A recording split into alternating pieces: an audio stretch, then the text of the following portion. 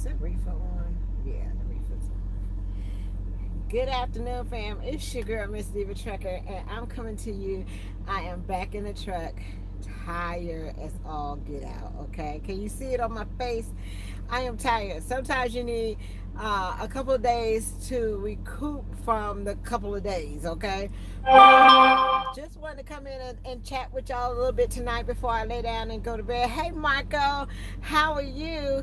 Um, I just wanted to come and chat with you all a little bit before I lay down and go to bed. First of all, I just want to tell you, um,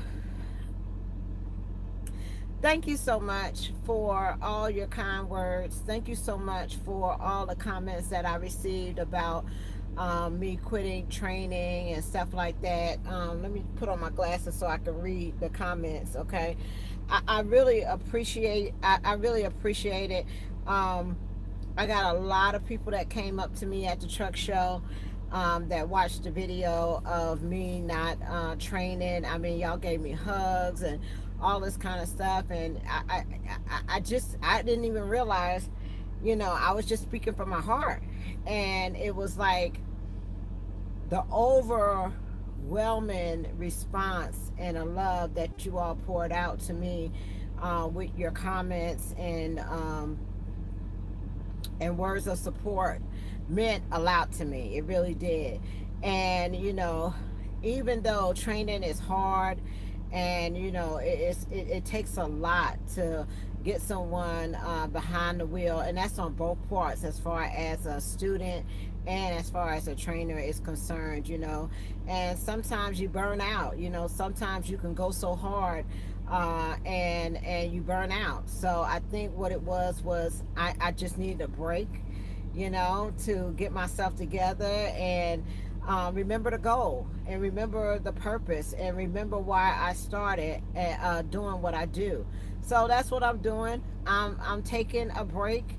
And if you having any training issues out there, whatever the case may be, I'm always going to still be that person that you reach out to and talk to, whatever issue it is. The main thing is like just to get through it. We got to push through and we got to get through it. And I know it's hard out there. It's hard for both people, but 3 weeks, that's it. Over here it's like 3 weeks. Over here at LTI, you got to stay 3 weeks. Some people have to stay 6 weeks on a truck.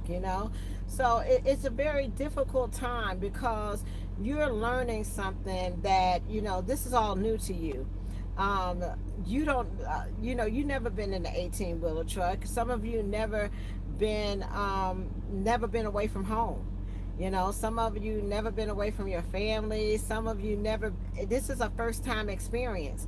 So when you're doing something that you never done before, it's a lot of anxiety with it. You don't know if you're able to trust the person that you are on a truck with to train you properly and to keep you safe. I have a lot of responsibility. And one of my responsibilities as being a trainer is to make sure that you're safe, to make sure that, we're going to make our destination in a safe manner. And eventually, we have to get to a point where I allow you to be solo and be able to run this truck by yourself. So that means that I have to trust you. I have to trust you that, if I take a nap or if I go to sleep or whatever the case may be, that we're going to be okay getting down the highway. And it takes some time to get used to. Hello, hello, hello. Thank you for coming in. Thank you for joining me.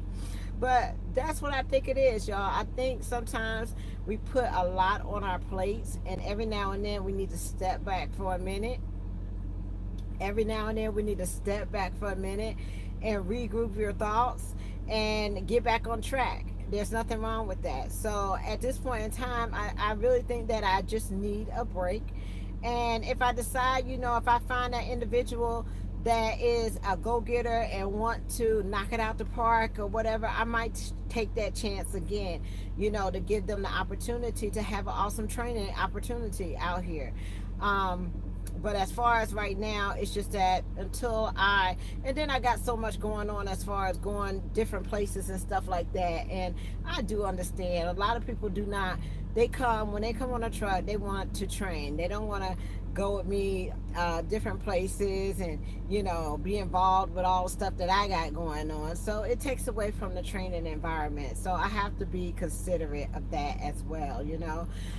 But it's just that I'm a type of person that just like to have fun. I just love to have a good time, and I love to show people what this industry has to offer, and I want to make it an enjoyable experience, while you're out here on the road, because it's a lifestyle and you got to learn how to live this lifestyle. um Let me read your comments, y'all, because I want to hear from you all tonight. um I'm blessed. I mean, after that wonderful 5 day off, in to be with those ladies. Oh my God, y'all, they are just the most awesome people that you could ever meet. To be with them ladies, we put 13 people in the house, okay, and nobody complained about their room. Nobody was, upset about where they had to sleep, or everybody just got in and fit in where they wanted to. And it was just such a relaxing experience. If y'all didn't know, we also had a documentary team with us, which was Nessa and Fletcher, that was with us as well. Okay, so they were two women that was filming. They also went on a cruise with us, and they was filming as well on a cruise. So they've been with Real Women in Trucking, mostly with Desiree, for I want to say a year or more. Okay, filming this documentary. So if you saw them in the background, that's who you are. And I don't, that's who they were. And if you don't, if you never been filmed or anything like that, everybody that you put on camera, you're supposed to get a release from them. So if you talking to people, or if they happen to be in the background, or whatever the case may be, you have to get them to sign a release for them, because you just can't put people, in a movie or a documentary or whatever the case may be, without their permission. um and sometimes I forget, like, the mic be on. Like, I'll have the mic on me or whatever the case may be, and I've been on went to the bathroom, I forget I had the mic on, or it's just crazy. But awesome experience we got down there. And I had Italian for the ladies. What was it? Lasagna, pizza, wings, and stuff like that. The first night, everybody got in the pool, enjoyed themselves. Like I told you, I told them rest up, because these 3 days go by so fast, and you can make a plan on everything that you want to do. And I don't care how many times you've been to GATS, you is not going to do everything that you plan on doing. Okay, you just have to go with the flow. But the lady house that we stayed in was awesome.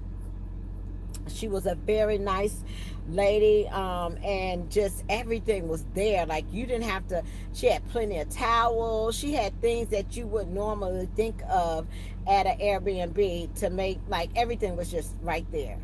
um got a chance to I got a chance to walk around the show a little bit. Didn't get a chance to see everybody that was there, because it was a lot going on. The main important thing was to make sure that we all got to the FMCSA meeting. Another thing was the Real Women in Trucking Queen of the Roads, the Trailblazer Awards, as well. And just talking to me, y'all, I had my cards up on the thing. Y'all had came by and got all my cards. Y'all picked up all my cards was gone when I came back. And I know it was so many people that came by and asked for me, but I was just running around doing a whole lot of stuff. But and I enjoy it. I enjoy it. We had fun. What else? uh Yeah, these are the people that I think I saw at the truck show as far as YouTubers. I saw Little Guy, as always. You know, you're going to see him at the truck show. I saw Asian My Show, Mother Trucker. Yeah, I got a Mother Trucker hat, okay? And he had a booth, okay? So I think they was giving away hats or something. I saw Prime Trainer Junior Hernandez, right? I saw, let's see, who is it? You been calling me? Well, call me either tonight or tomorrow because I haven't been answering my phone. I couldn't. I was just so busy. I apologize. I couldn't answer. I did have a emergency that happened. Somebody did have an emergency or situation of what happened. So yesterday was it the day we was leaving? Yeah, yesterday I did receive from one of my female drivers, a lady driver, and her sister drives trucks as well. And all I remember was I got a message or a text or whatever, and it said, Tamara, I have an emergency, I need to talk to you. And me, I'm not, let's see, I messaged you earlier today. Oh, okay, I did see that, but I was driving, so I couldn't text back. I was driving, so I just stopped driving. So I'll respond, or you could give me a call. Give me a call in the morning. I want to say I got an 8:30 appointment, so I'll be on the road. It'll be easier for me to talk to you while I'm on the phone driving than responding. So please don't get mad at me if you write me and I don't respond. It just means I'm driving and I can't. Um, but I did have a little emergency yesterday. One of the female drivers, her sister drives trucks out here on the road, okay? And she had a situation where her sister was thinking about, committing suicide. And y'all know how serious I take that, I take that very serious. So they couldn't get in touch with her and didn't know where she was, and she was really concerned. So she tried to call a company and nobody answered. If y'all ever been a truck driver and try to call a company on a weekend, it's like almost impossible to get with somebody, like through dispatch or whatever the case may be. So what you can do is, if you're a family member and you're concerned about somebody that's on the road that you don't think is okay or whatever the case may be, the first thing to do is, what we will do is do what is called a wellness check. Okay, we do not want another Kamisha Thomas situation where nobody checked on her for 3 days. Okay, and I take all calls very serious. I don't want to over alert. It just could be a situation where somebody just don't want to talk. So you don't want to call out the convoy to check on somebody that just may be not wanting to talk to nobody. That's perfectly okay. I get like that sometimes. I don't want to pick up the phone. But we did want to make sure that she was okay. So they couldn't get in touch with the company, tried to call. So I said, one thing about having a social media platform is I can get in touch with people. So what I did was call and I got the same thing that she got. And it was so crazy because I called the company and you had to go through like 5 safety messages and all kinds of safety this and safety that before you can even speak to somebody. You see what I'm saying? So I was on the phone for about 45 minutes before anybody answered the phone at this certain company. And I'm like, my God, if it was an emergency or whatever the case may be, I guess they want you to call the police instead of calling them, because they're not going to answer the phone. So I feel you when you drivers are trying to get in touch with your company on the weekend, child. They don't answer at all. Okay, it was a minute. So, but eventually somebody did. So what I do is, when I call a company and they don't answer the phone, I go to social media. So one way to get a person to return your call or to give you a call is to go to social media. So without putting a person out there or saying who it is or who the driver is or anything like that, I just put a post out saying, if you are a driver and you work for this particular company, I need you to inbox me right away. Because what I can do is I can get that driver that worked for that company to send a Qualcomm message to the headquarters, letting them know that we got a situation, and we trying to do a wellness check on a driver. Okay, so but I did get some drivers to respond. I also went to their Facebook page and sent a message letting them know that I was trying to get in touch with them because I needed to do a wellness check on a driver.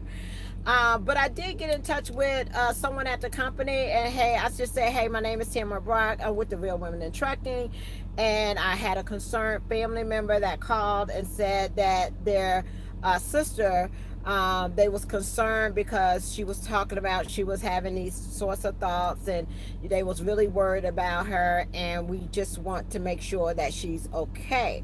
So I gave them the name of the driver, who it was, and they looked it up, and they said, well, she's been, doing her calls saying that, she arrived or whatever the case may be. That's just not, good enough, you know.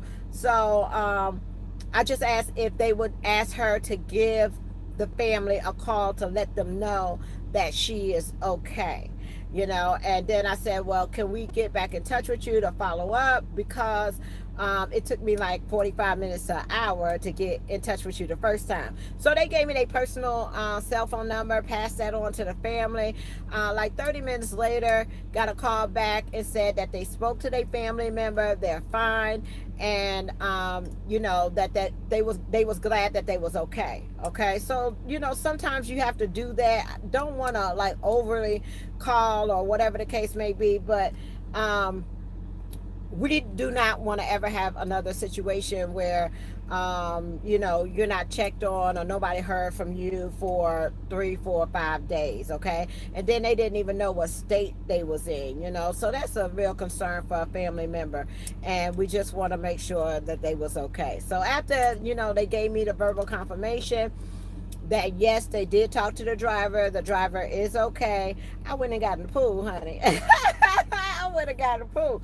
So, but other than that, you do have situations like that, but other than that, I wasn't able to do a whole lot of talking or even answer the phone. I know I missed a lot of calls and a lot of things was going on, but it was just, that's how the truck show is. That's just how it is. There was a lot going on. I got to meet Make Sense Trucking. Y'all know his channel, Make Sense Trucking. Anybody seen his channel? Got to meet him out there in the parking lot. I may be doing a little something with a young lady in college. Okay, so she wants to do a little special thing for women in trucking. That it's like for her filming thing. I think she films or whatever the case may be, but it's just a special little project for her college that she wanted to do, follow some women in the truck driving industry, and I offered to put her on my truck. How is Ripley? Let me show you how Ripley is.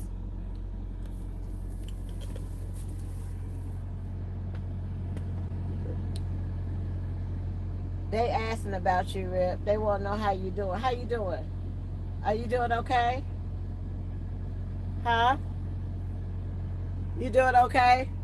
He is absolutely wonderful. I thought they was gonna child, listen, I thought they was gonna keep my dog. You hear me? Every time they sent me a picture, Ripley was laid on his back, they was rubbing on his stomach, he out there by the pool, he's looking out the window. I mean, he was just like all comfortable and everything, like, he wasn't. What's that noise?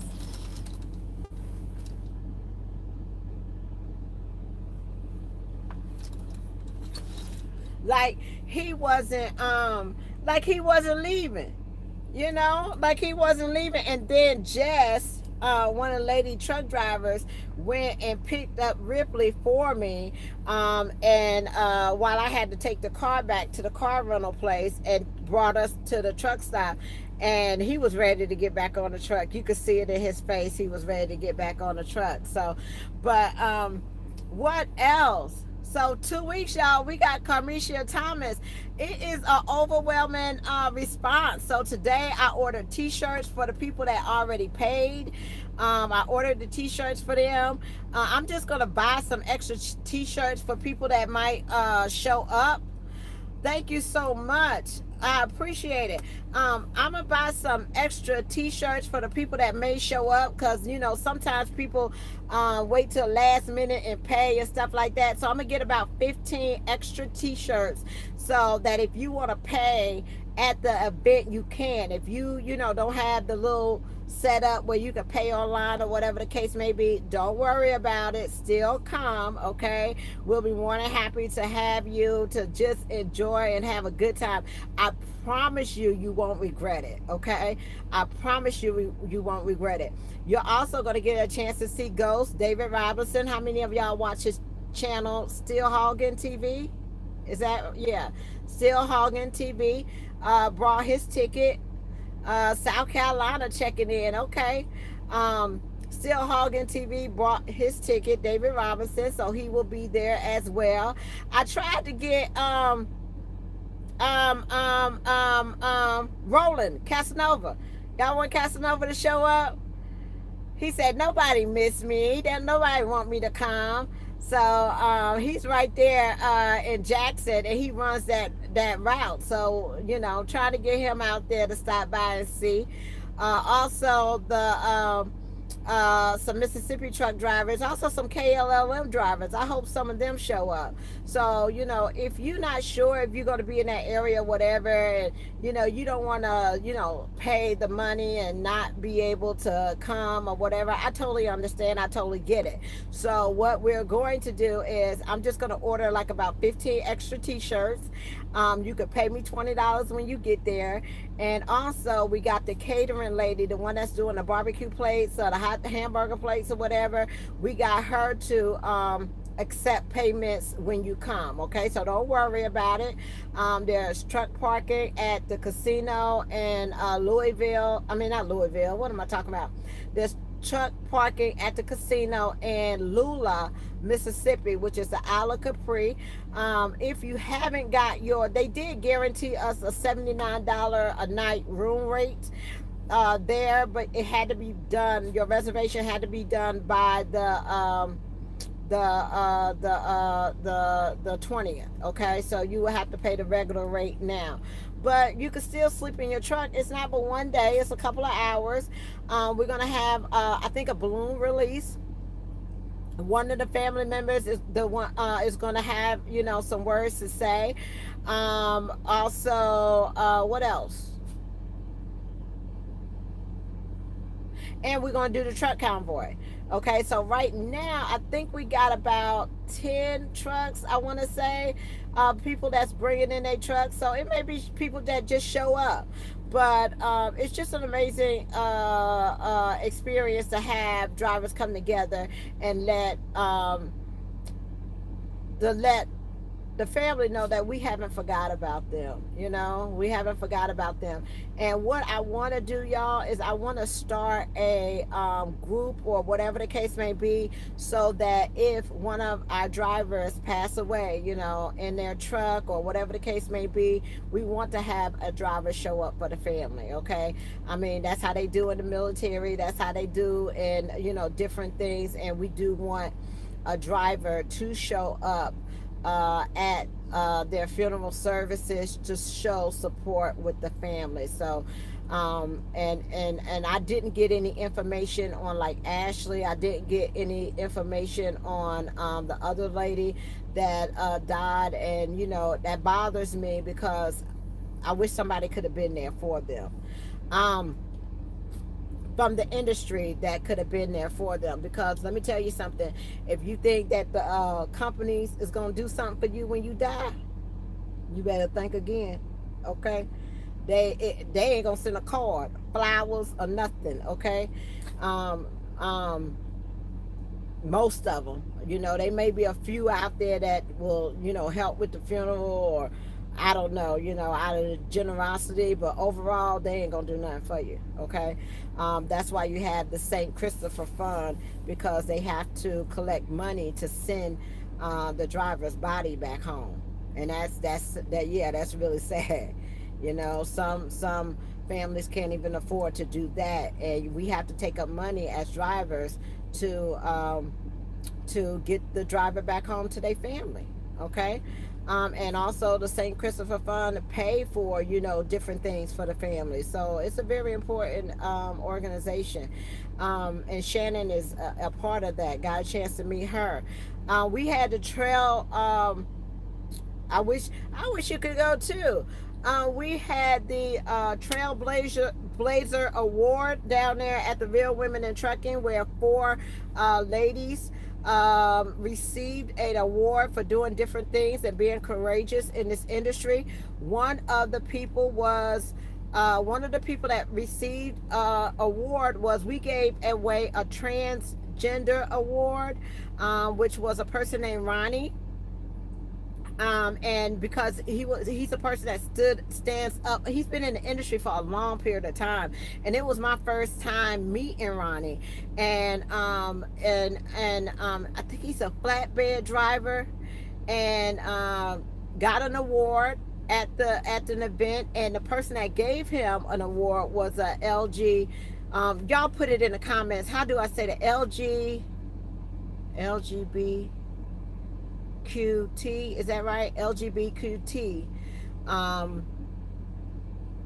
as well. So, but Miss Ann Bailey, she stayed at the house with us, and she wrote a book, y'all. I wish I had I didn't get a copy of Ann's book, but if you are a part of the y'all gonna tell me LGBTQT community, these are the people that you can reach out to, and have support in the industry for whatever issues and things that you may have out here. They had their own tent, and you could tell they tent in the truck parking, because it had all the rainbows and stuff. LGB, it's some more letters to that. It's a bunch of more letters. LGB, it used to be, yeah, LGBTQ, right? Okay, so LGBTQIA, what? But it's a couple of letters in there, and it represents, I guess, everybody. And but one of the ladies, I think, work at LTI. If I'm not familiar, I think work at LTI. But the whole point of me saying that is just that, there's a support system out here for you. So don't think that you're out here alone. There is a huge LGBT, how you say it, LGBTQ. I don't think there's no IA. I ain't never heard nobody say IA, but I don't know. But yeah, Miss Ann Bailey gave an award out to Ronnie, and at the ceremony. So that was one person that got an award. The second person that got an award was Elizabeth Sweet. Oh my God, y'all, she is so nice. Oh my God, it's just that, you couldn't help but to cry, because it's like you got to have a heart of gold to give somebody a kidney. Okay, you have to have a heart of gold to give somebody a kidney. And it was just so emotional. They did a whole lot of things, like they raised money. They had a Dunkin' booth out there for her. They had an auction, a silent auction, to raise money. The trucking community really got behind her and supported her, because of her gift of love, to give another female driver a kidney. So she got an award as well. Who presented Elizabeth? Oh, Michelle Scolari. Michelle presented Elizabeth Sweet with her award. Cheryl wasn't feeling good, so Cheryl was the kidney recipient, was supposed to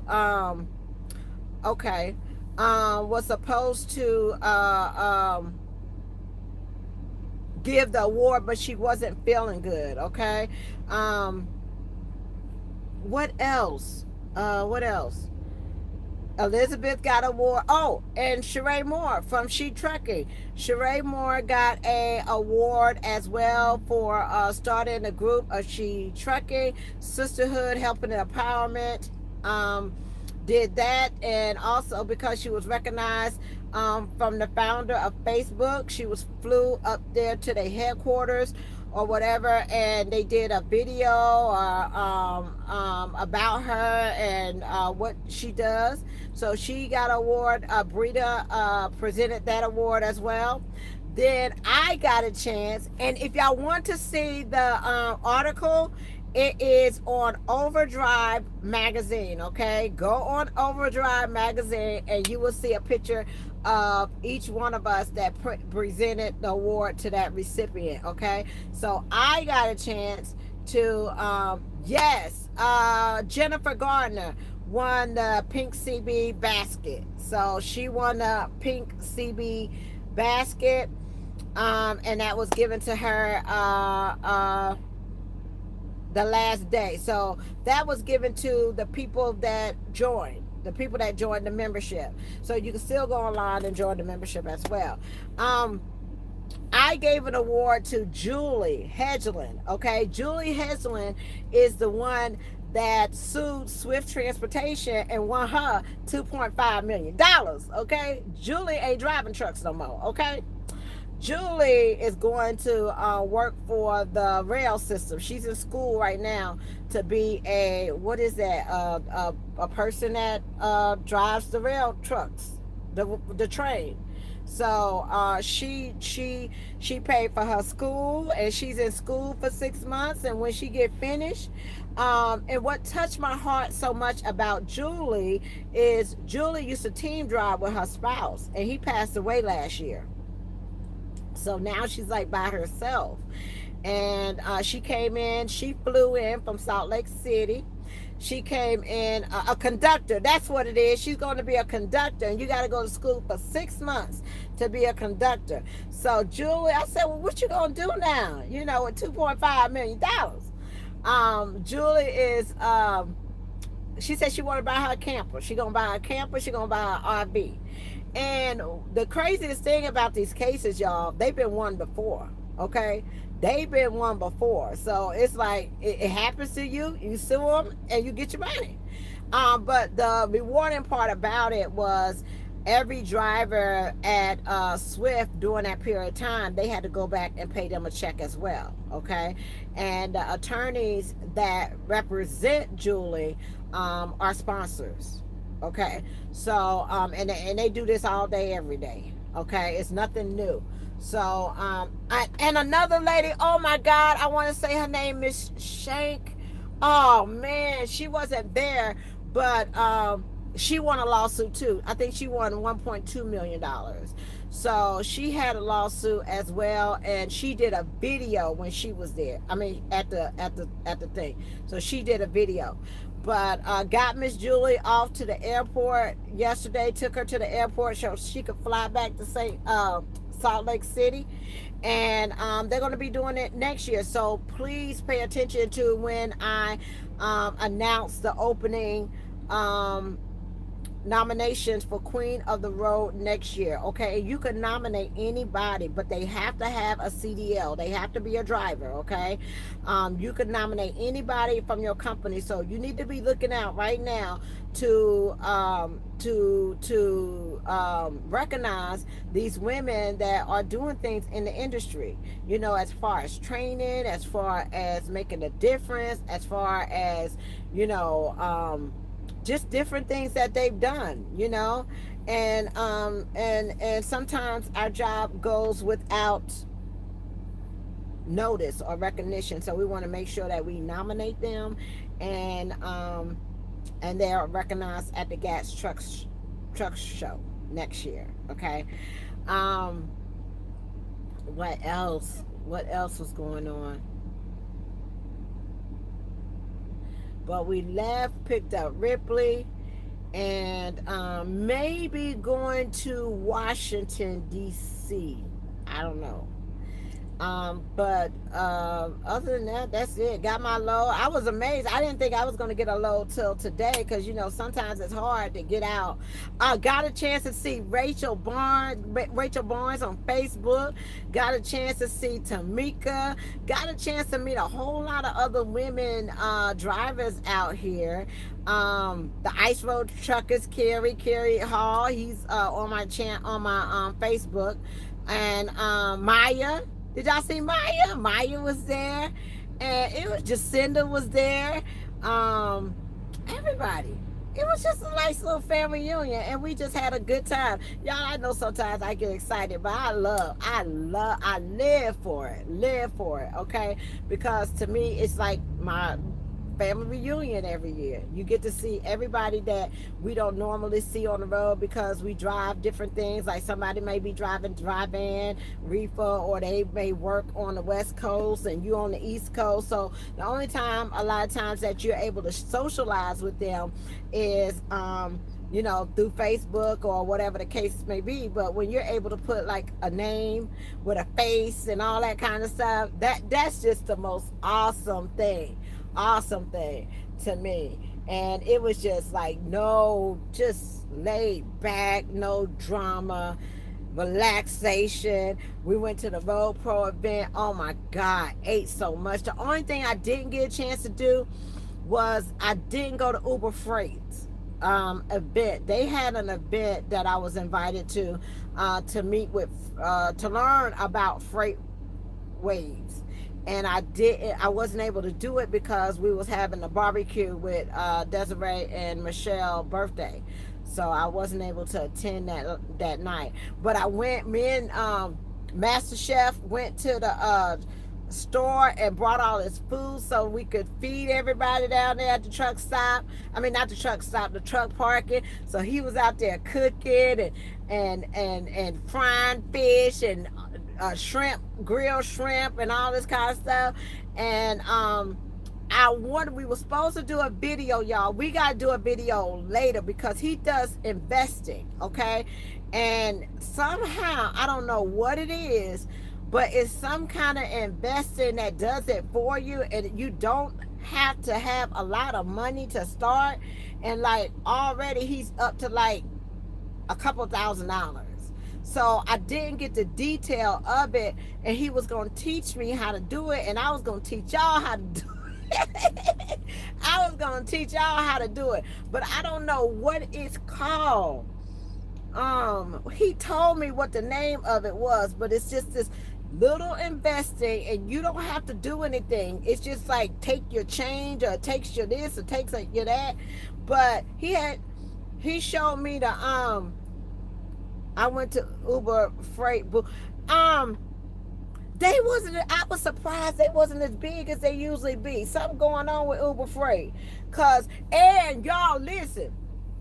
You can tell a difference at the truck show because there was not nearly the amount of people that usually go every year. And it was like you had to make a decision of either you was going to go to the truck show or you was going to go make some money. And a lot of drivers decided that it was important for them to make money, and they wasn't going to the truck show this year. You can see it. It was like all the parking in the back where the trucks park, like that was empty, you know, and it wasn't as crowded as it normally is. The truck show, like on Saturday or Friday, the first day was just like it's either Acorn or Bitcoin or something, but I can't remember what he said. But this thing, honey, whatever it is he doing, he showed me the balance or the bank, the statement, or whatever the case may be, and that thing had a couple $1,000s. And I said, you get this from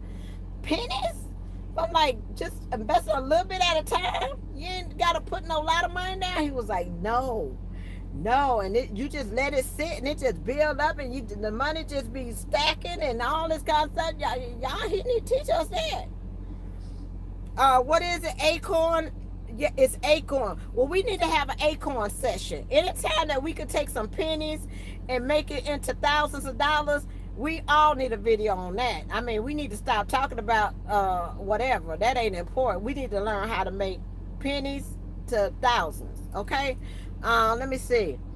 Uh, Fort Worth 10. Was you at the truck show? Let me see. Thank you so much. But y'all, that's what I was supposed to do. I was supposed to do a live feed with him, and he was going to teach us how to make them pennies turn into thousands of dollars. I don't think it happens like overnight. Like, you don't just put a couple of pennies in there and tomorrow there'll be a couple $1,000. I think it's a process. Okay, but we want to know what the process is. Um, I need to learn about, yeah, he's in it. He's in it. He's doing it. He opened up the bank statement and I saw commas and I was like, what? I need that app or whatever, but I don't know how to do that. So he gonna have to teach us how to do that. When you have people willing to teach you how to do stuff like that, Chad, we all need a lesson. So that's what's important. I need a lesson on that. What else? Who else I wanted to talk to? I didn't get a chance to talk to.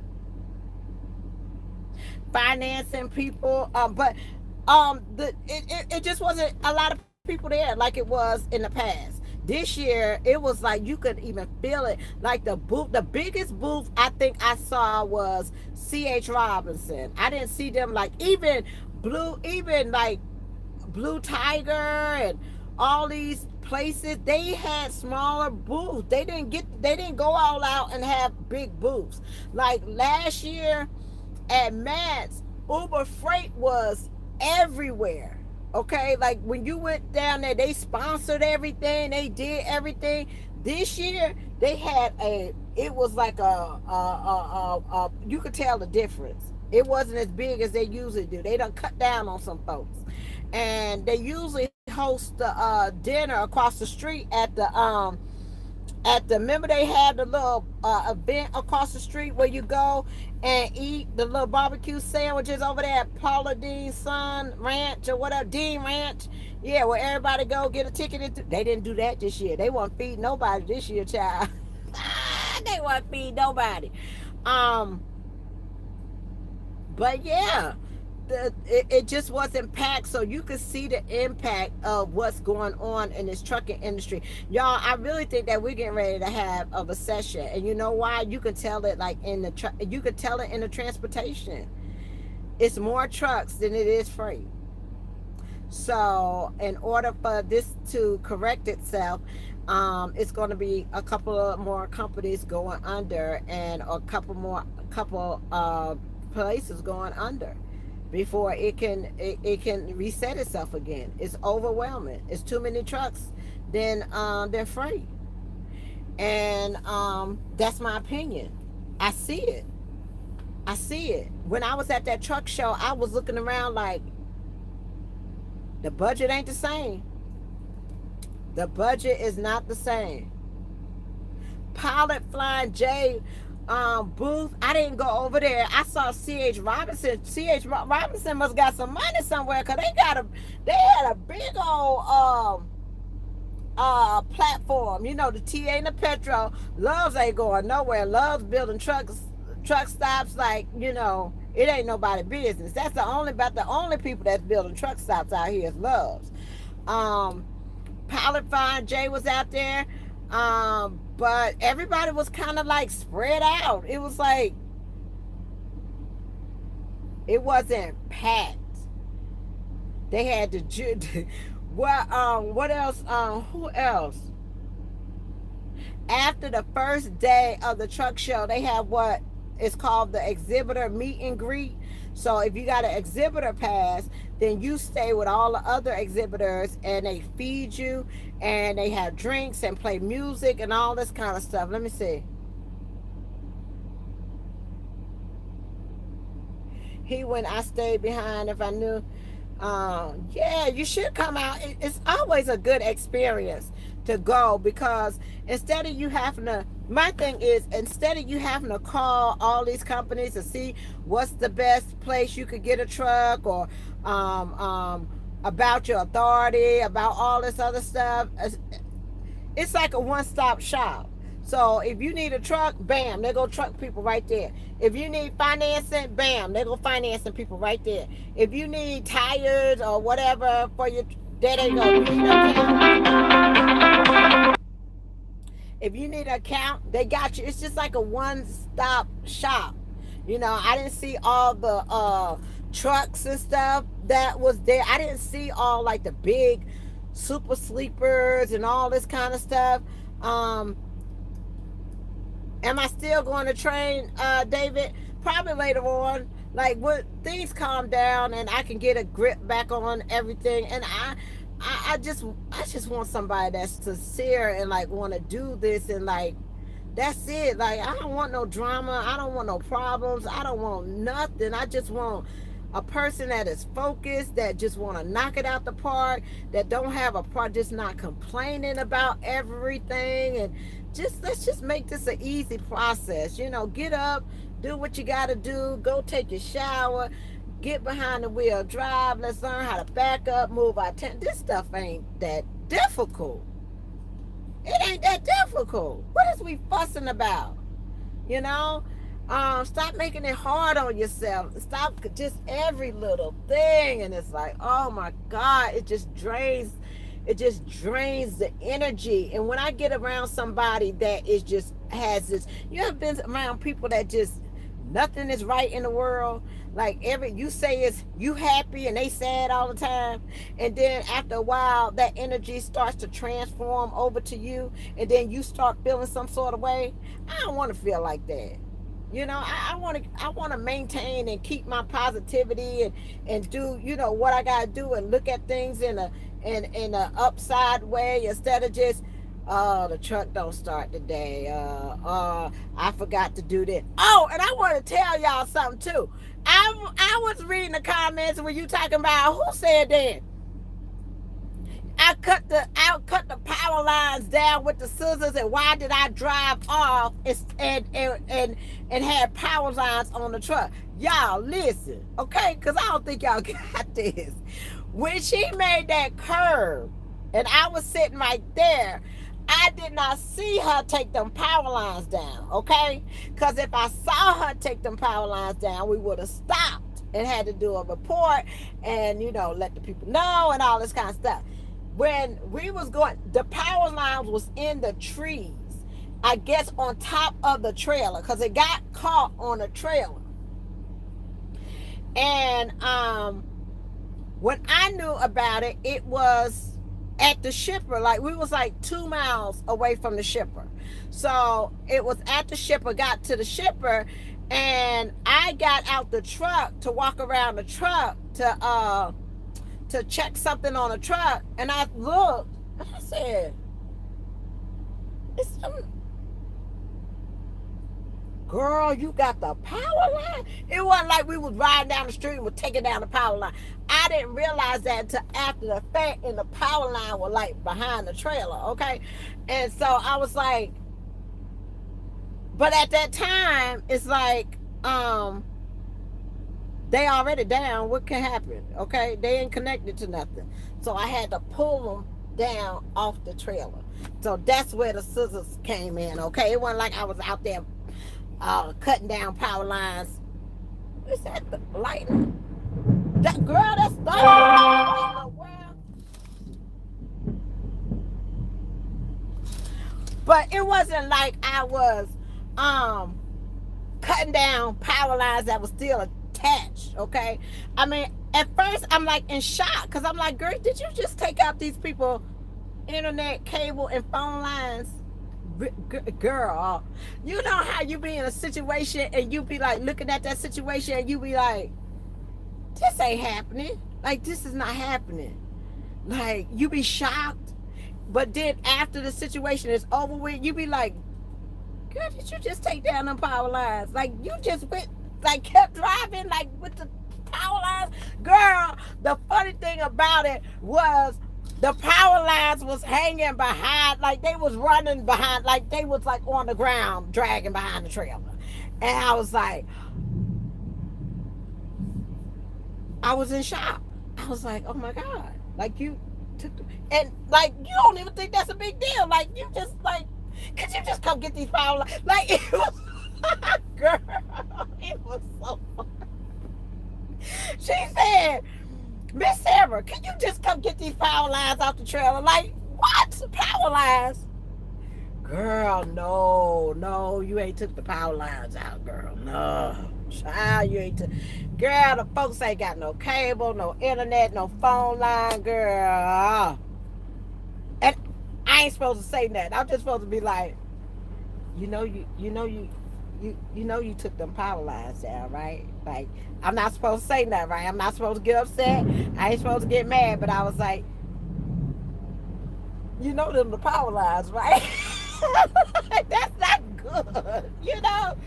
Um, but I sit back, child, after I think about everything, and I sit back, then I just have to fall out and laugh, child, because that was the funniest thing after the fact. It don't be funny at the situation at the time, but it be funny after the time pass and you sit back and be like, what did that girl do? And I'm over here singing, girl.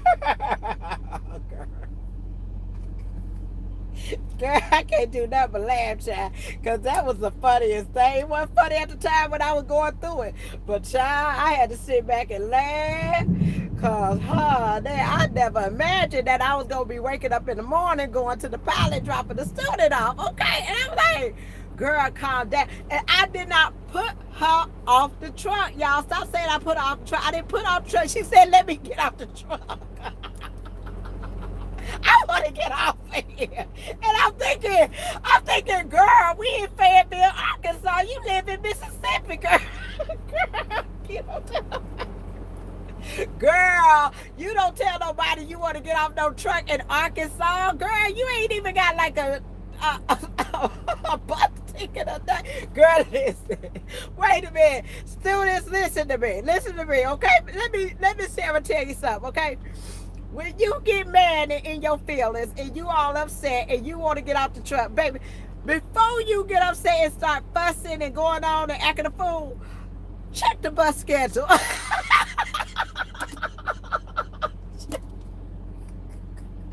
Check the bus schedule, okay? Don't be jumping off a folks truck and you don't know what time the Greyhound is running. Girl, that was the craziest thing. I never seen that like that in my life. I was like, so this is what a breakdown looks like, right? Like, for real? Oh my God. But I think she thought we was going to get like a plane ticket or or a rental car. Girl, listen. Some people be asking for rental cars out here trucking. Y'all drivers, tell them that company, please tell these folks that, listen, y'all. let me Sarah tell y'all something. I don't know where y'all think y'all at. I don't know where. We don't buy no plane tickets over here at LTI, girl. We don't buy plane tickets. We don't buy rental cars. We don't do that. Okay, the best thing we can do for you is get you a Greyhound bus ticket. That's it, baby. You ain't special. Girl, listen. We got experienced drivers. They can't get a bus. They can't get a plane ticket. Girl, she said, I want a plane ticket like she was calling up Expedia or something.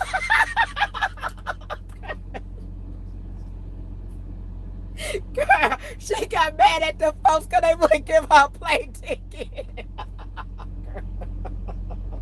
Lord have mercy.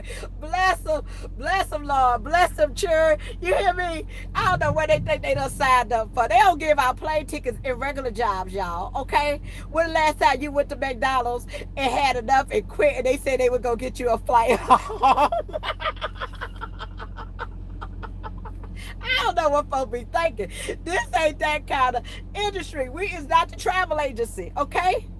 Okay, we're going to be gracious and get you a bus ticket, the Greyhound. You will get the longest way to the house, okay? So I want you to think about it. Before you have these breakdowns, and before y'all act a fool, and before you get to yelling and screaming and stuff like that, you need to look at the GPS and see how far it is, for how many hours is it going to take you to get home. Girl, listen. I said, Lord have mercy. I said, let me look up and see how much a ticket from Fayetteville, Arkansas to Mississippi is. Girl, that bus said come for 2 days. They don't go to that part of Mississippi. It ain't funny. It ain't funny, but there. Oh my God. Oh my God. Child, that was the funniest thing I ever had in my life. Jesus. I'll think about that for the rest of my life, child. I can't. What in the world? It's raining. But okay. What's the question? Hold on. Let me put my glasses on. Can't ask me that when I got my glasses on. Okay.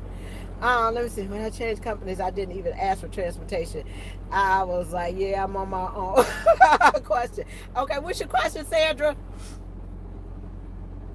I will. I will. You know, I say that. I say I'ma stop. I say I'ma quit because I gotta get over. I gotta get over it. But I'm gonna need some time. I'm gonna need some time, girl. Ain't that much money in the world, huh? That make me sit up here and put up with that mess. Ain't that, girl? You can't pay me enough money. You hear me? This ain't no easy money, child. They making me work for mine. They making me work for mine, child. And I ain't I'm thinking we finna go enjoy ourselves, get some training in, go take you around, show you a couple of people, meet some folks and stuff, child. They had a whole nother plan for Miss Tara, okay? Oh my God. But yeah, I do. I just need, and then I need to take Ripley in consideration because he don't deserve, you know, Ripley is like the sweetest. Ripley is like the sweetest dog, y'all, and like he don't bother nobody, all this kind of stuff, and for me putting him through that, I don't want to ever put him through nothing like that again. I don't. You know, I don't want nobody talking mean to my dog. I mean, he's a dog. He don't bother nobody. And, you know, he don't say nothing. He's just like the sweetest thing or whatever. And he want to be pet. He want to be loved on. And then I got somebody on the truck that can't stand dogs. That's not right. You know, that ain't right at all. And I mean, before anything, child, I'm gonna look out for Ripley if I don't look out for nobody else. Y'all know how I am by my dog, girl, child. Ripley go to hotels, he lay in beds, he sleep in suites, okay? So don't come, you know, treating him like he just in it and everything. Get out the seat. Move, Ripley, move. I was like, girl, who is you talking to? Girl, that's Ripley. You don't talk to Ripley like that. What's wrong with you? Girl, he ain't never bit nobody but child. There, you get too close. You get too close, child. Ripley was all the way. And see, when you start yelling, let me tell you something. When you start yelling, Ripley gets afraid, okay? So you can't yell. You can't yell. He'll get afraid. And what he did was he got on the bed and hid behind the pillow because he was scared. You know, when you doing all that and yelling and all that kind of stuff, he would get up and go and hide behind a pillow, okay? So you can't do that with him. And I'm not going to ever put him in that situation again. I love my dog to death, child, and ain't nothing worth putting him through no situation like that. Nobody is worth that, okay? But but yeah, he over there, look at him, he over there just as comfortable as he want to be, honey. Y'all gonna have to excuse my flow, okay? Huh, real. He over there just as comfortable as he want to be, girl. Ain't nobody can disturb our peace, girl. We be over here peaceful and quiet. It's quiet. We peaceful. We be getting good sleep. You know what I'm saying? They're just riding down, enjoying ourselves. Child, that makeup, them lashes came off. That hair just went to whatever, girl. It's back to being a truck driver. You hear me? Oh, I want to say shout out to my glam squad in Dallas, Texas. They came over and did an awesome job. I hired them for 3 days to come and do my makeup and stuff like that. And I just want to say I love them to death. And TaylorMade came over. I met them last year. I found them on Instagram, And I told her every year, I was going to get them to come back and do my makeup and stuff. So let's see.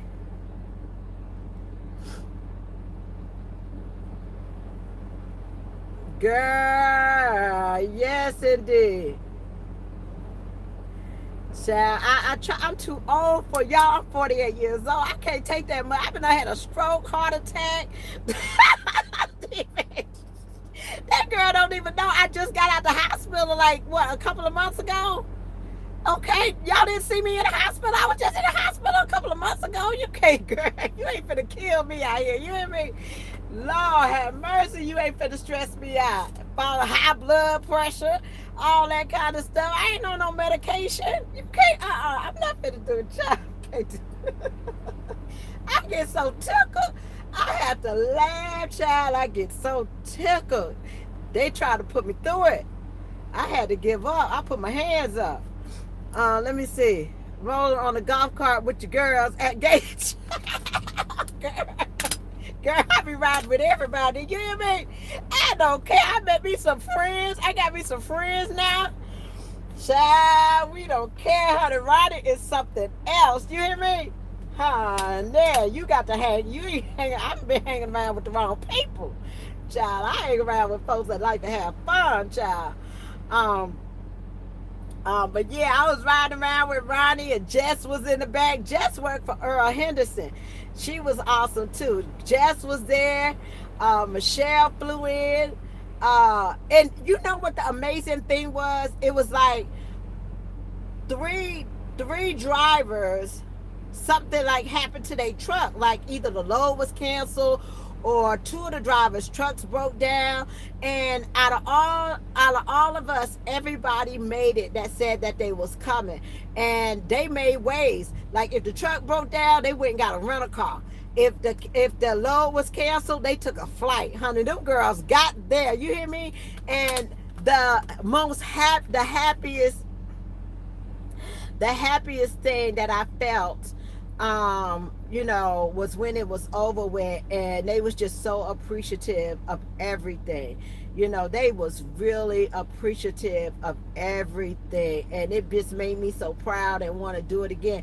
So Miss Idella came to me and she said, Tamara, we're gonna have to set up the next event, and the next event, it's not going to be a truck show or anything like that. They want a event that they don't have to do nothing, because we need to have business meeting, and when you're a nonprofit organization, you have to have meetings. You have to plan what you're going to do. You have to strategize about different things, and there's a lot of things that's coming up. So we need a little mini vacation for the weekend, and so that we could take minutes, because you have to do a certain amount of stuff as a nonprofit organization to keep some kind of seal or something like that. So they want to go somewhere else. So I got to pick somewhere fun for the ladies to go to. But I think everybody enjoyed themselves. I think, and I needed that. Y'all, it ain't nothing like having a little girlfriend time with some lady. Child, these women is old as they my age. You know what I'm saying? Like laid back. I think Jess is younger than me, but they my age and older. And it's like, it's not nothing like having a bunch of ladies go on a girls trip, and everybody just having a good time, laughing and talking and all that kind of stuff, and and I needed that. Y'all see my smile back? Okay, that's from being with them ladies this weekend. That's what that is, being refreshed, renewed, and rejoiced. Okay. And I love doing that. I loved it. It was just an awesome time. But let me see. Hold on. What you say? Maybe Tupelo. I don't think they gamble. So, I'm more like the casino type person. They want another big house. I was thinking maybe Vegas. You think we could turn up in Vegas? We might not come back. You hear me? And I don't know, Gatlinburg might be a good place to hang out at. Key West. Um, I don't know, somewhere good that everybody could just go, and we don't have an agenda like the truck show and stuff like that, just to have a nice, relaxing, enjoyable time to sit back, talk business, and strategize. Let me ask y'all a question. I have a question about, and I just want your opinion on it. When we talk about sexual harassment and sexual assault and things like that, we bring that to the FMCSA. But I'm thinking it needs to be policies and procedures put in place at the EEOC. Okay? The Federal Motor Carrier Safety Administration is for safety of the trucks and cars, and make sure that we're being safe out here on the highway. Sexual harassment and things like that is a safety issue as well, but is it more of a human resource issue, or is it something that the FMCSA should be putting in place? Because I'm thinking about it, just need to know what department to take the issue to. So I'm kind of it's HR. Okay, it's HR, Lynette.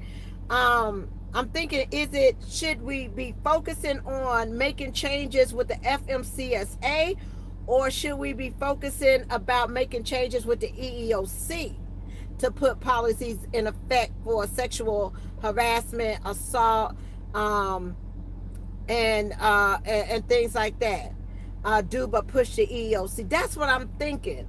The EEOC, because whenever you sue a company, you got to go through the EEOC process to get what is called a right to sue. Okay, they have to hear your case, whatever the case is, whether it's rape, assault, anything like that.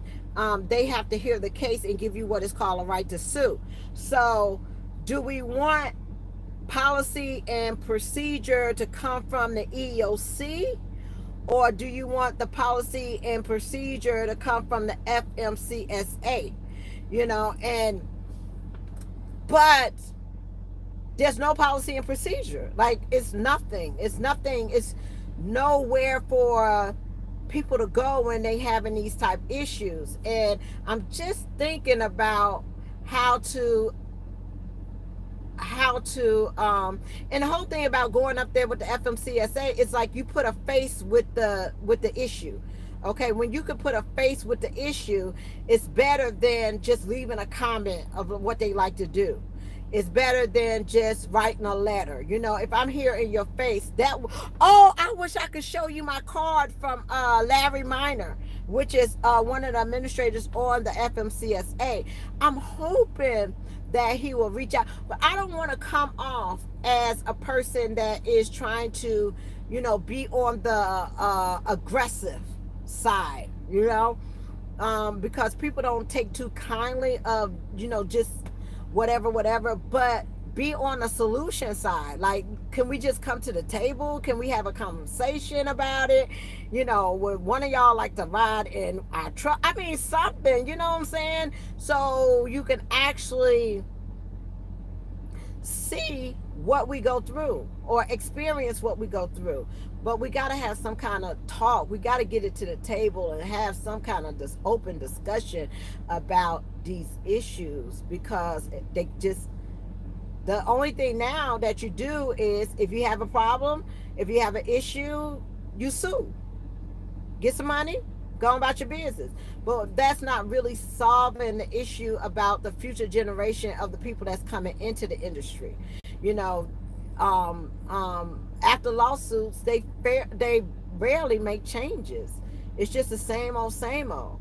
They rarely make changes. And the reason why I believe so much, and a lot of people don't do class action. Okay, they just sue on their own and get their own little money and just go about their business. But it's really not helping the next generation that's coming into the industry. And how you help the next generation that's coming in the industry is you have to educate them on their rights. You have to make sure that they document everything, because you're in a truck with somebody and it's just your word against their word. Okay, I mean, who's to believe me or what I say, or versus over what she say? Y'all, listen to what I say, but she may have a whole nother different side. You know what I'm saying? um but let's see, the only way to solve the issues in trucking is for half of us truck drivers to strike, period. um ah, to force people to make a change. Striking is to try to force people to make a change. And that striking is yeah, going to the extreme. But they tried that. They tried doing a convoy where they tried to slow the protests, and the trucks tried to slow the traffic down and all that kind of stuff, because they was protesting against the ELD, and the way drivers are being paid and all this kind of stuff. Let me ask you another question. But we don't show up for it. Everybody don't do the same thing. So when you call for a strike, they called for a protest on a highway. They must have had maybe about 15, 20 trucks, okay, at each location. So it doesn't benefit when you do something like that and people don't support it. They want change. They say they want change, but they don't support the change. They don't support what it takes to get change. You know, some people don't support what it takes to get change. Um, what else I was thinking about too? Um, I just lost my thought. Maybe it'll come back to me. But the other thing too is, if somebody has said something, let me see. You have a powerful voice. Yeah, and my thing is, a lot of people was asking us, what's the difference between real women in trucking and women in trucking? Women in trucking, y'all, I don't know if y'all realize it. That's why it's so important as a female driver to understand the difference between both. Okay, women in trucking is a like a corporate kind of organization. They get corporate sponsors, so they receive money from companies like Snyder, Prime, the big companies that we have some of these issues with. And it's like you accepting all this money from these big companies, but you're not doing anything for the women, and that's my opinion. Um, and you're taking in a lot of money. Okay, do y'all know how much the women in trucking take in as an annual like revenue? Over $600,000. And each woman that is a driver that you watch me on my channel, what can you tell me some things that they've done for you? An organization that's taken over close to $700,000. What have they done for you? Okay, and they don't speak on a lot of these issues that we deal with as far as the training. You think a organization that takes in that amount of money could make some changes about the way the women are being treated in the truck? Wouldn't you think that they would be able to do some things like that? But they kind of stay away from these controversial issues. The women in trucking have board members that are not drivers. So how do you make decisions? You don't have one driver. You don't have one person that is a driver on your board, and you representing the women in trucking. See, y'all don't know this. You know, you have to know what you support. You have to know what it's about. Um, and the person that started the women in trucking doesn't hold a CDL, never drove a truck. Okay, so the game that is being played there is a corporate game. The game that is being played there is a corporate game. The reason why I chose real women in trucking is because they deal with, it's number one, it started by a truck driver that holds a CDL and drives a truck. Okay, that's what's real about it. Okay, the board members that are on Real Women in Trucking, everybody holds a CDL. That's the difference. We don't bring in as much money as they do. We do more on $40,000-$50,000 a year, and our money comes from the members. It doesn't come from a lot of corporate sponsors. We have Road Pro. They have Road Pro as a corporate sponsor. Ackerman and to how you said Telegy as a corporate sponsor, but most of the money that Real Women get is from female drivers. Okay, um, but go and look at the website. Go and see who's on their board. Go look at their annual report and how much money that they bringing in. Call them when you have an issue and see what happens. Call them when you have a family member out here that is having problems of issues, things like that. So, that's the difference. That's the difference. The side I chose is the side that deals with the issues. So sometimes it can be looked at as being a little bit aggressive. Sometimes it can be looked at as, people wanting to start trouble or whatever the case may be. But until there is a change and y'all are not having to deal with the issues that you are dealing with on a truck with these people, we're going to continue to talk about it and make noise. Okay, because eventually all we want to do is sit down at the table and come up with some policies and procedures and change how the young women get into the industry. And it's not just the women, it's not protecting the women, it's protecting the men too. Because how many men have y'all heard about that's getting rape cases on them as a driver because they put a female on their truck? How many men have you heard that the woman done said that it was consensual and now they woke up the next day and it's not?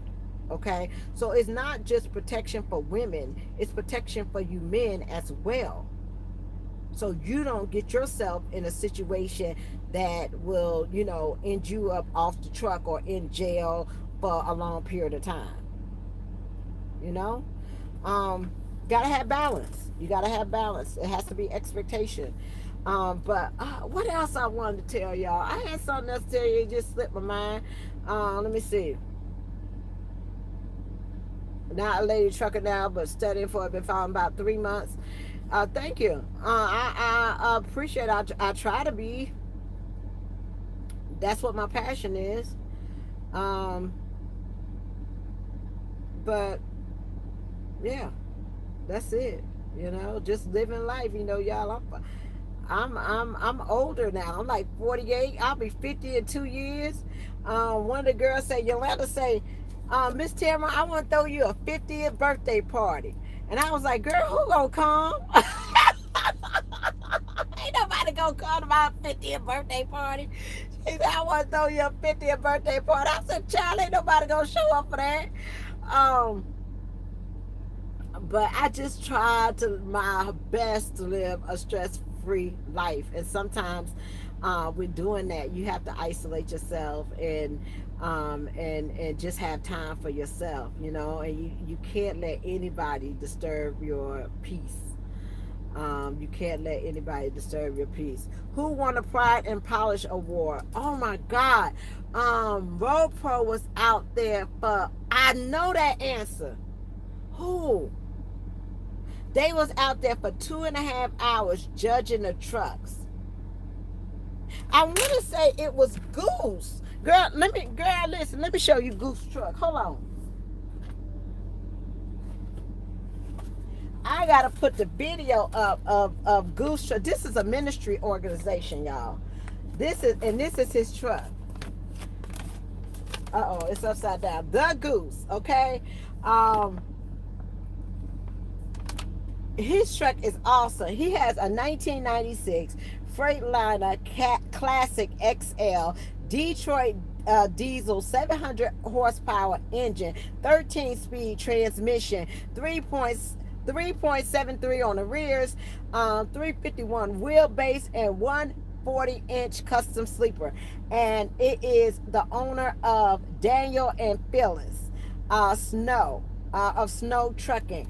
And y'all, this is their truck. I was inside of this truck, and it is awesome. It is green on the outside, green on the inside, honey. And I'm telling you, Miss Phyllis, she had that truck shining, baby. It was shining. It was comfortable. It was like lights everywhere. Lights was going up the step. Lights on the outside. Lights on the inside. And another thing, y'all have never seen a trailer like this. I think I got it on video, but y'all have never seen a trailer like this.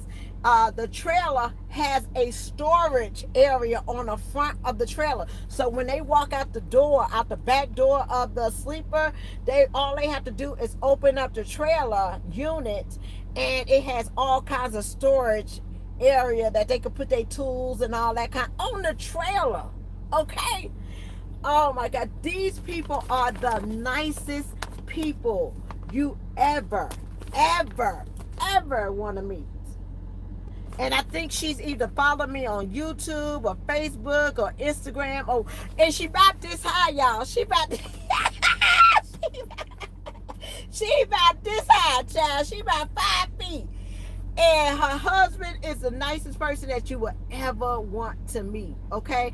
And when you go to their truck, they have a table with a Bible on it.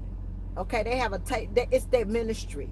You talking about Christian people that love trucking, child. You talking about a blessing from God. This is a blessing right here, to be able to ride around with your husband. Okay, with your husband, moving like a unit. You know what? Some of these husbands and wives out here, we all move as a unit. Married, in trucking, doing the same thing, and moving separately. Separately. Need to learn how to move as a unit, child. This right here is inspiration. Ain't nobody mad at each other. They sitting up there just laughing and talking. They got their own tent. Okay, just out there enjoying life. That's what it's supposed to be about. You're supposed to be enjoying your life. You only get one life to live. That's it. Make the best of it. If you in a situation you got to argue with somebody all the time, girl, it's time to go. Ain't nobody got time for that. Okay, it's time to go. You shouldn't have to argue with nobody. You shouldn't have to fuss with nobody. You shouldn't have to raise your voice for nothing. Okay? Don't let nobody disturb your peace at all. Yeah. I saw them and they were just nice and sweet. Let me see. What company what's going on, Brian? What company I work for? I work for LTI Trucking. LTI Trucking. You know, I don't too much advertise for them a lot. I ain't gonna come over here and mess up what I got. I'm bringing in the crazy, child. They was like, Tamara, where you get all these crazy folks from? Oh, Lord. What company does? Don't come to LTI, y'all. Please, child. I'll try to keep my job over here, okay? Come in. Come to LTI, child. No. Don't come over here. No. There we at peace over here, okay? We peaceful over here. No problem. I'm bringing folks in the door left and right.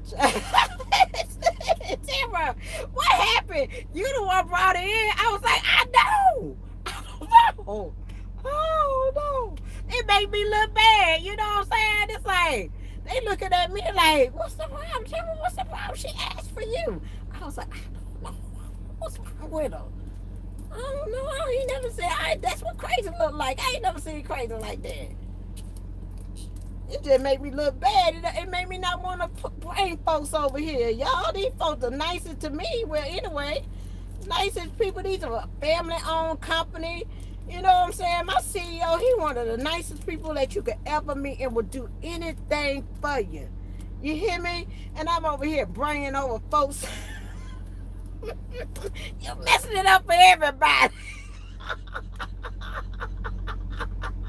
We all gonna be running around here with no job, fooling around with you. Okay. Child, I can't. Don't come to LTI, please, Lord. Jesus. Yeah, I need my job.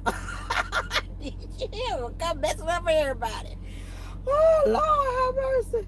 Oh, child, you got to laugh. You got to laugh and keep from crying. You hear me? Come to LTI. You know, I won't make that suggestion again. How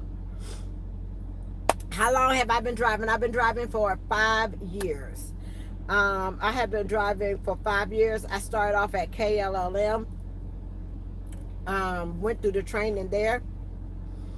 I went to CR England. So, you know, I feel you when y'all be hollering about CR England. But I got sick at CR England. I was in the hospital. As some of you may not know, I went to CR England. I went to school with my husband. We were married. Went to trucking school together. I got sick. And I had to be in the hospital for about 2 weeks. Well, my husband left me at the hospital. He put my bags in front of the door.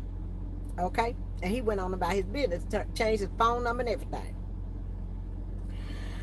I got well, went back home, and I got myself a little bit more healthier. And I went to KLLM, and I started doing my trucking there. Went out with my trainer and all that kind of stuff. Finally upgraded to being a solo driver. So, you know, if y'all haven't been with me from day one, y'all don't know my struggle, what I've been through, child. I done been through everything. I'm not going to be sitting up here miserable and upset. You hear me? I done been through, honey, you can't tell me nothing but what I done been through, okay? How your husband going to leave you?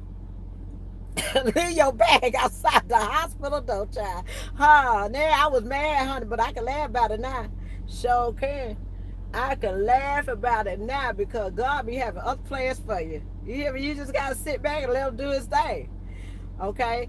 So, and I got my license at KLLM, and I started driving, being a solo driver, child. When I got my first check, listen, when I got my first check, and I'm not talking about no training check. Folks thought I was a fool because I made $1,000 in 1 week, and I thought I was rich, child. I thought I'd have hit the lottery, child. Do you know how long it had been since I had made some money? And when I got my first paycheck, oh, Jesus. Now I don't know what I did with that money.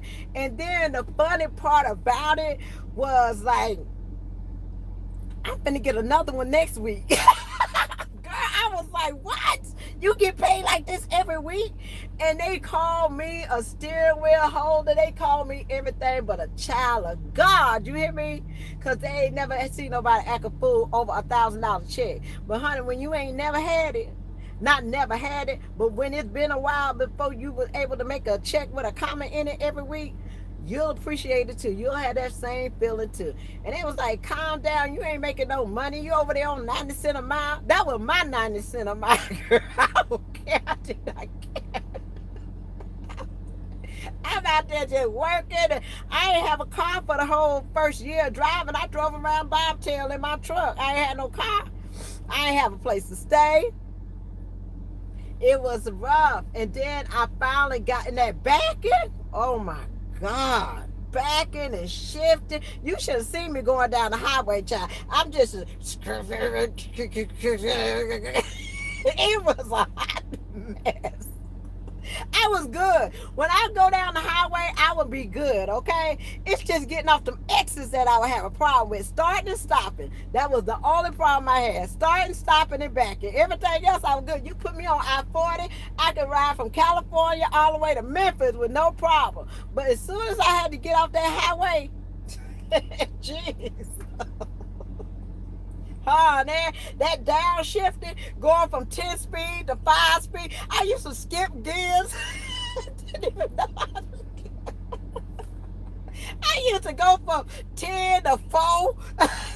It was crazy. Y'all, it was crazy. Okay, my first year of driving, I know y'all ain't looked at all my video, but that first year of driving was a hot mess. Girl, when I went around the curb, when I went around this truck and took the whole front end of the truck out, the man came out the shipper. He came out the shipper and I'm holding his bumper. At the end of my truck, I was like, girl, you talking about some stories, okay? I could tell you some stories, baby. So nothing surprises me. All the things that you are going through now, I done been through that. Been through that, okay? All the things that you are going through now, I have been through that. But yeah, it's something else. It is something else. Um, and then after that, I went to a place called Eagle Transportation. Hold on, let me see some. You can see a lot of stuff up. Why? Is there truck? Is it, what is that? Let me see. Hold on. Okay, but how many trucks? I had a Freightliner. I had a international Lone Star. You know, I wanted them long. They had just came out with that international Lone Star with the grill on the front. I wanted one of them. I had one of them. I came back and got a Volvo 780. I love that truck. Then I had a Kenworth T680, and then I had my Freightliner. So the Freightliner, it's like I got a truck every year. Okay, so the Freightliner is the last truck that I have. Um, what else? What else? But yeah, my journey has been an up and down one, a very up and down one, and I love what I do, y'all. I really do. I enjoy myself. I enjoy myself. Way to go, keep fighting. Yeah, you just got to keep pushing. Studying to get my CDL. Thank you so much. Studying to get my CDL. I don't. Yeah, and my thing too. Let me tell y'all something. With this hours of service, we could chat. I ain't talked to y'all in a couple of days, y'all, and I just feel like I just need to get it all out. Let me tell you about this hours of service. Okay, I want you to think about it like this. They want to extend an 11-hour clock to 14-hour clock, okay, with not adding any additional pay to the clock, okay? You're going to add more hours, but you ain't add no more pay, okay? Who do that? Where they do that at? Who idea was that? We're going to give them more hours, but we're not going to increase no more money. So what it does, it lets the shippers and receivers take advantage of us by holding us there for a longer period of time, okay, without pay. Think of it like this. Would you show up to your job, all of you all that do not have a CDL, that don't drive trucks, and you like watching trucking channels and things like that? This is why we are fighting. This is why we're upset. I'm going to break it down for you, okay? Would you show up tomorrow at your job at 7 o'clock in the morning, okay, but you don't get paid to 10 o'clock in the morning? How many people showing up? Raise a hand. Anybody? You wouldn't do that, right? That's how we feel about this 14-hour clock. Well, I don't know about everybody, but that's how I feel about it.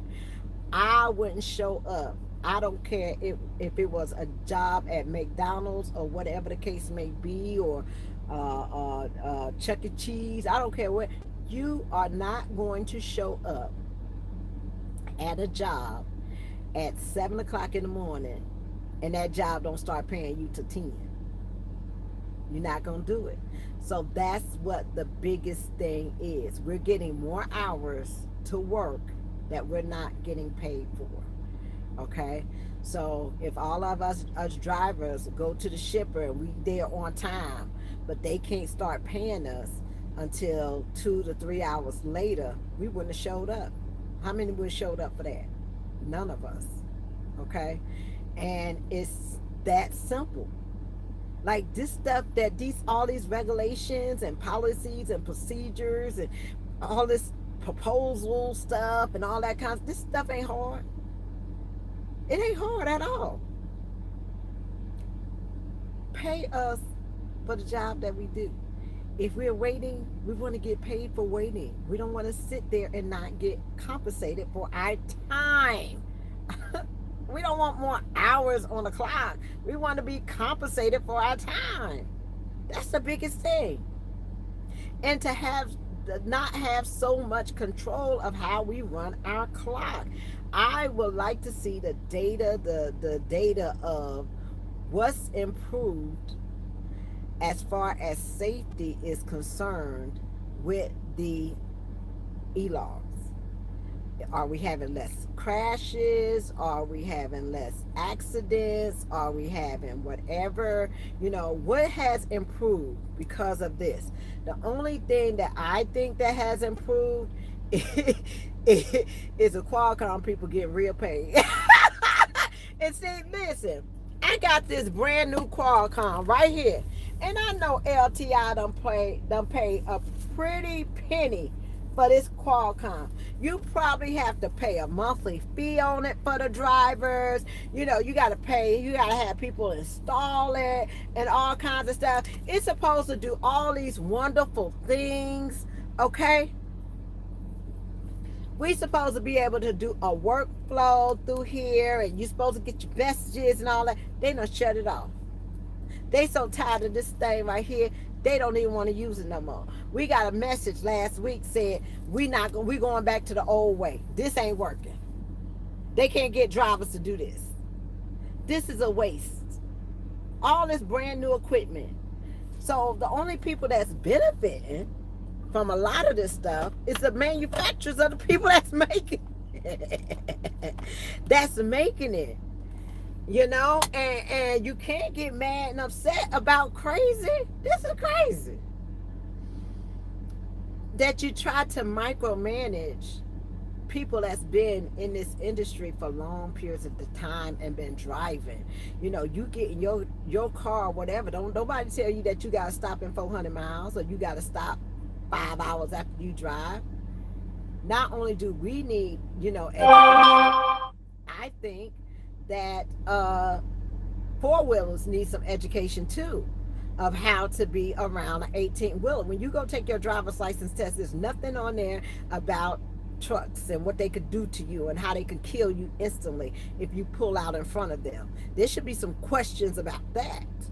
How you should enter the on-ramp, There should be some questions that you have to answer that when you're taking your regular driving test. It's not just us all the time. It's the people on them four wheels too. You ain't making them to go take a 30-minute break. Child, I don't know where they get this stuff from. You hear me? I don't know where they get it from, but it is funny to me. Let me see. Get around 6 hours. Yeah, that's what I'm saying. Norman, if they told you that you won't get loaded for 16 hours, would you came? You would have came. Nobody does that but us. Nobody does that but us. We don't go to Walmart and go clock in at Walmart and they say wait 16 hours and we're going to pay you after you done been there for 16 hours. Nobody do that. So, but that's in layman's terms, to break it down to you what all of us is about the ELDs and the breaks and the hours of service and all that kind of stuff. To break it down, that's basically what it is. They want to add more time to your clock, but they don't want to pay you for it. They want to tell you when to take a break, or a 30-minute break, and won't give the driver the opportunity to make their own decision of when they should brake and when they shouldn't. Okay. Um, and all these meetings and open sessions and all this stuff, just red tape that you have to go through. And now, wait a minute, y'all. Wait until they come out with they want all trucks to drive 65 miles per hour. Now that's gonna be something. Okay? When they want all now you got folks in office talking about they want to pass a bill with all with the trucks. Every truck they want to make it be 65 miles per hour. Child, now that's gonna be a hot mess, especially going to Chicago. Okay, wait until you go up the upgrade down there and what is it, Eagle, whatever, Mount Eagle or whatever, and you got 2 lanes of highway, and you going up that up pass, and everybody doing 65 miles an hour. Or you on a 2 lane highway, and you got two drivers riding side by side because nobody want to give up the lane. Okay, y'all gonna think about that. Somebody gonna have to pass somebody. All the trucks can't go 65 miles an hour. And before we start making these rules and regulations about what we think is going to be, what is the study? What's the data of how this is going to improve everything? Do you have to have a degree or go how long you got to go to school to have common sense? This is common sense. This is nothing like you got to be pencil pushing all the time. This is common sense.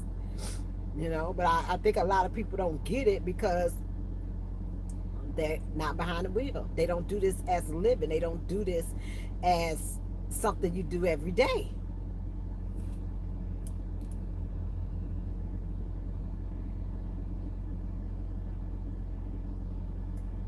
Let me see.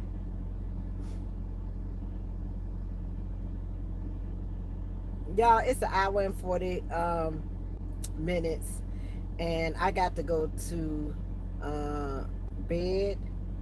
I wanted to read your comments. What is this? But I wanted to read your comments. I wanted to come and just talk to you for a little bit while I had time before I get back into the swing of things or whatever. But other than that, that's it. It's late. What time is it, y'all? What, about 9 o'clock? They just want to make common sense is not a flower that grows on everybody's garden. I know, but you can't get mad. One man got mad, like y'all can watch the whole video if you're really interested on media content. Just pull up FMCSA, pull up the on YouTube. They did a whole live video, so you could have been asking questions, and then if you so concerned about making changes, the room wasn't even full. Okay, it wasn't even packed. Like you could sit down. It wasn't standing room only. I mean, how long are you gonna have comments and discussions and this and that over something so simple? And what else that I thought was crazy? I don't know. Maybe I just see things differently. I don't know. And I hate to get too involved, because you get too involved, you be just as crazy as everybody. You get too involved, child. You be walking around just as crazy as everybody else. Talking about a 30-minute break, okay? Um, but yeah, those was the highlights. 9:59. Talk to us about the recruiting process. Recruiting process. Usually, what I do is I get calls every day. I get calls every day about, call me in the morning. I get calls every day, people wanting to go to school or changing jobs. A lot of calls I've been getting up of experienced drivers, wanting to need another company. They need to make a change. I'm getting a lot of teams But the recruiting process is real simple. People usually call me when they're trying to get in the industry because they don't found my video or whatever. I got a lot of advertisement out there, so they call me on the phone to get started with their CDL career. And I like for them to have their permit already, because it's easier. You won't have to stay a week. You have to. It'll cut down a week off your time or whatever the case may be. It's just easier. You have to have to get your permit before you come in. So you could just focus on your back end and your maneuvers and stuff like that. I usually tell people that they're going to be gone away from home for about 2 months. Okay, don't think just because you see an advertisement out there, say three weeks, you can get your CDL and you're gonna be riding down the highway making checks. Okay, a lot of times that's not gonna happen. Most of the time, it's not gonna happen. You're going to have to be mentally prepared to be away from your home for about 2 months, maybe longer, before you're able to get back home to see your family. So you want to make sure that you tie up those loose ends. Cut down on emergencies. Some people are going to have to turn their phones off from keeping people from bothering them until they complete this process. I had to do that. I had to turn my phone off so I wouldn't get calls and things from home, because I had to do it. I just had to do it. So you got to be somewhat financially stable, because they pay for your hotel, they pay for your travel on a Greyhound, but they don't pay your food. So you have to have a way to eat out here on the road. It's really a struggle when you come out here. You think you may have brought $200 or whatever, but it may be 4 weeks before you get paid. Can you live off of $200 for 4 weeks, for a month? You know, when I was in CR England, I had like $200, and it was in food stamps. So I didn't have money to go and like buy food from like regular places. I had to go to Walmart. And we went to the store and we brought up all these, like, we was eating ramen noodles, child. I ain't ate ramen noodles. Jesus, thank you for the struggle. I ain't ate I ain't ate ramen noodles and Lord knows when. Okay, we was getting the different flavors of the ramen.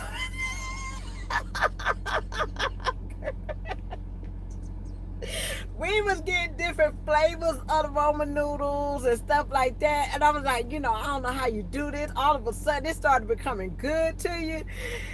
And I put everything in the refrigerator, tied everything up, put our names on it and everything. And how about we went grocery shopping and got up the next morning to, cook our food or warm up our food or whatever the case may be. Girl, somebody went into the refrigerator at CR England and stole all our food. Okay, because you in there with like 30 people and they took everything that we had. You talk about the struggle being real. And I had ate so much ramen noodle that my legs swole up because it had so much salt in it. And that's what caused me to go to the hospital. I was eating it like every day, and it had so much salt in it that I got sick and had to go to the hospital. I went to the hospital twice in training. Once I was at CR England. The other one I was at KLLM. I was behind the wheel of the truck and I was so determined to get through my training. I didn't want him to be like fussing at me or whatever. I drove my 11-hour clock every day.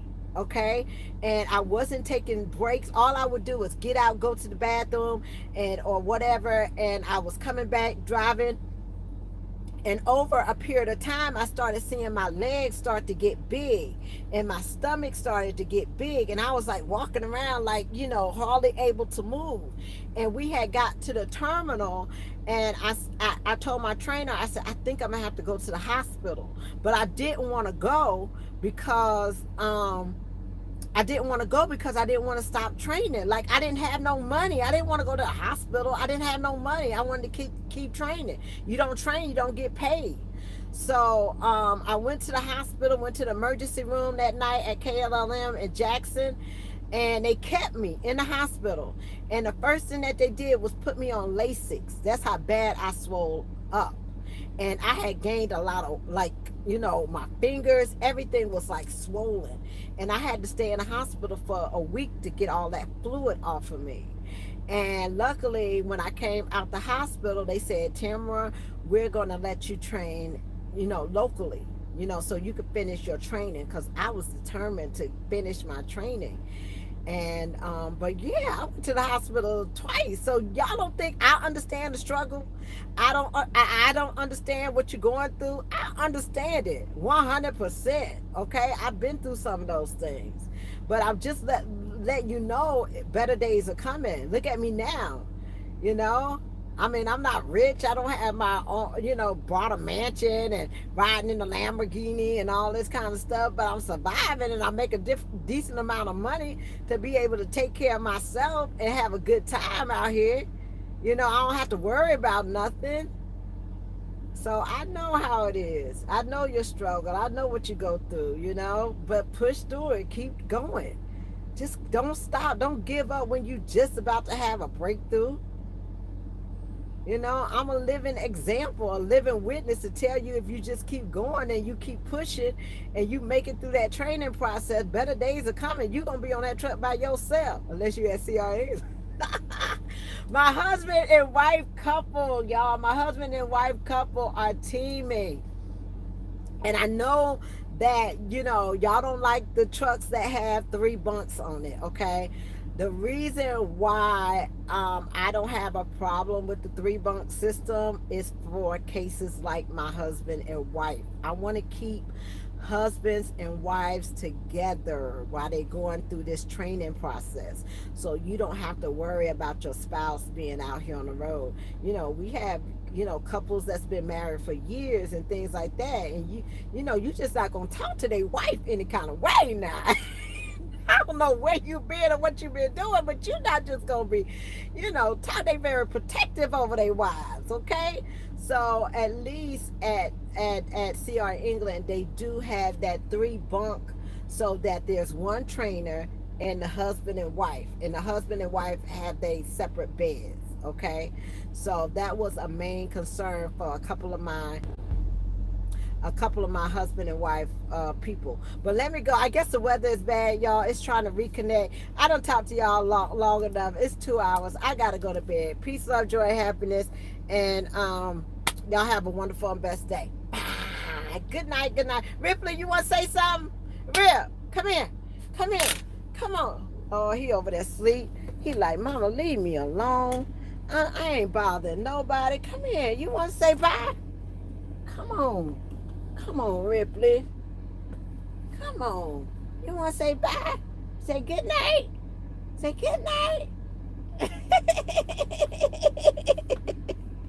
Oh, Lord.